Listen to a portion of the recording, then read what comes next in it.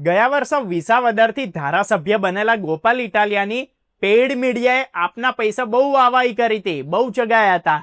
પણ એક વર્ષમાં કેટલાય વિધાનસભા સત્ર થયા, સંકલન સમિતિની બેઠકો થઈ, રાજ્યમાં કેટલીય ઘટનાઓ બની, પણ ગોપાલ ઇટાલિયાએ ફક્ત ને ફક્ત સીન સપાટા પબ્લિસિટી એ સિવાય કઈ જ નક્કર કામ કર્યું છે ખરું? જો એમના જગાવના મુદ્દાઓ જોઈએ આપણે તો ઇલેક્શન લડતા હતા ત્યારે સામેના ઉમેદવાર પર દારૂ વેચવાનો આરોપ મૂક્યો હતો. દારૂ પકડી એવી વાતો કરી હતી તો એના પર શું ફરિયાદ કરી, કઈ કાર્યવાહી કરાઈ, એ મુદ્દો એમણે ફરીથી કદી ઉચ્ચાર્યો છે ખરો? નવા ધારાસભ્ય બન્યા ત્યારે અનાજ કૌભાંડ, રેશન કૌભાંડ એના નામે બહુ નાટકો કર્યા હતા.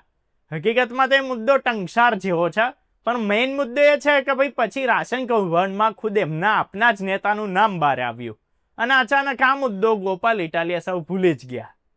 હવે વિસાવદર વિધાનસભાના લાગુ પડતો ઇકો સેન્સિટિવ ઝોનનો મુદ્દો તો ખબર નહીં એ કોના કેવા પર ઉઠાવતા જ નથી, બંધ કરવાનું તો દૂર રહ્યું.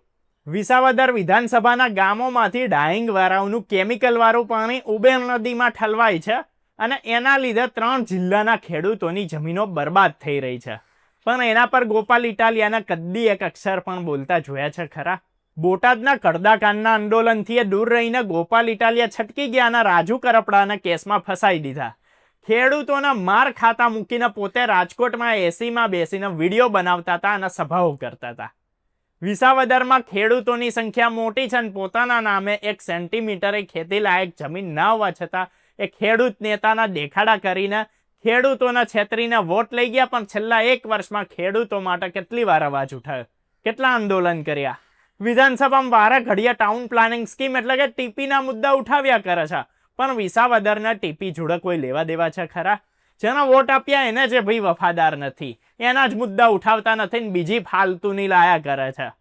ગોપાલ ઇટાલિયા ખાલી ને ખાલી આમ આદમી પાર્ટીની સભાઓ, પાર્ટીનો પ્રચાર, પોતાની પર્સનલ પબ્લિસિટી સિવાય કંઈ જ નથી કરતા. છતાં કેટલાક યુટ્યુબરો જાગૃત ધારાસભ્ય, જાગૃત નેતા અને શિક્ષિત પાર્ટીની એવી બધી વાતો કરે એટલે સમજી લઉં કે ભાઈ આમને પૈસાને પડીકા મળી ગયા છે. પોતાના આખા ગુજરાતમાં ગરીબમાં ગરીબ ઉમેદવાર ગણાવતા હતા એ ગોપાલ ઇટાલિયા આપમાં જોડાયા. એની અગાઉ કોઈ જ કામ ધંધા વગેરે હજારોની કિંમતના ફોરેન બ્રાન્ડના ટી શર્ટના બૂટ પહેરતા હતા. આજે એક બાજુ કોઈ કામ ધંધા વગર ફોર્ચ્યુનર ગાડીમાં ફરે છે અને બીજી બાજુ 2 સાઈઝ મોટો ખુલ્લો શર્ટ પહેરીને પોતાના સામાન્ય માણસ બતાવવા જાય છે. એ આપમાં જોડાયેલા એની પહેલા તો એમનું બોડી હાવ શુક્લકડી જેવું હતું, તોય કદી એવા ખુલ્લા શર્ટ પહેર્યા નહોતા, તો હવે કેમ ખુલ્લા શર્ટ પહેરવા માંડ્યા? મતલબ એકલો ડંભના લોકોને છેતરવાની વૃત્તિ જ. ગુજરાતમાં નવી રાજનીતિ નહીં પણ ગંદી રાજનીતિ લાવી રહ્યા છે આ તત્વો.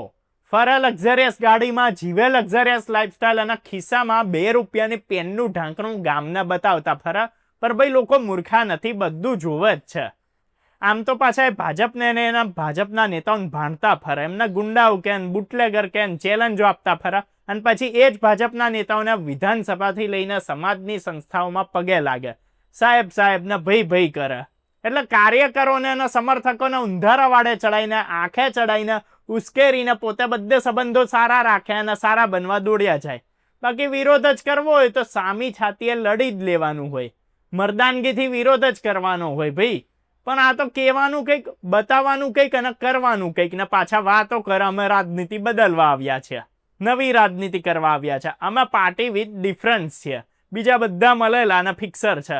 પર ભાઈ તમે શું છો ને કેવા છો ને એ બધું જ બતાવી અને સાબિત કરી દીધું છે. આભાર.